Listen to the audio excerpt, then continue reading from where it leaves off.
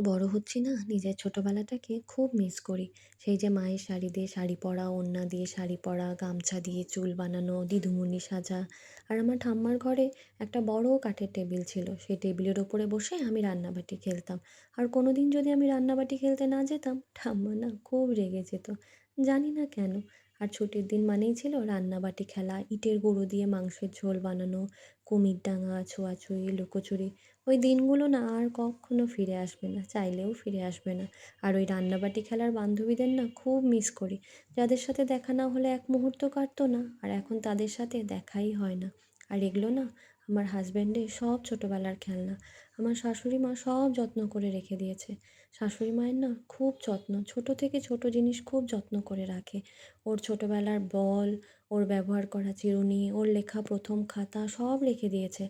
ওর চিরুনি দিয়ে তো হৃদও মাঝে মাঝে চুল আঁচড়ায়। আর মাকে দেখে আমিও শিখি, আমিও না এসব ছোট ছোট জিনিস রাখা শুরু করেছি।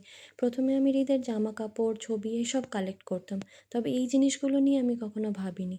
মাকে দেখেই শেখা, আমিও এখন এসব রাখতে শুরু করে দিয়েছি।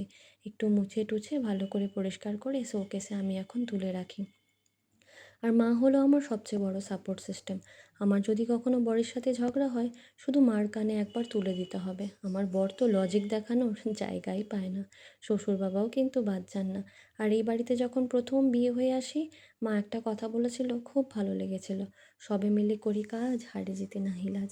আর আমরা দুজনেই তো বাড়িতে একা থাকি বলুন। রাগ, অভিমান, হাসি, কান্না, ঝগড়া, ইয়ার্কি সব চলতে থাকে। আর এখন সবচেয়ে মজার, আমার শাশুড়ি মায়ের যা এনার্জি না, হৃদের সাথে রীতিমতো দৌড়ে দৌড়ে লুকাচুরি খেলে, ছোঁয়াছুঁয়ি খেলে, আর ও যে কী আনন্দ পায়! আমি তো বলি, তুমি এত এনার্জি পাও কী করে? আমার তো এই বয়সেই এত এনার্জি নেই। আর আজকে আমাদের মেনুতে তিল পটল।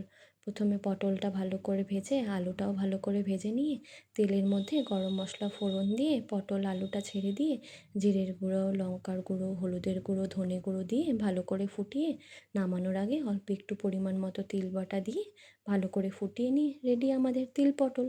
খেতে না খুব টেস্টি হয়েছিল। যাই হোক, ব্লগটি কেমন লাগলো অবশ্যই কিন্তু জানাবেন। আর সকলে ভালো থাকবেন।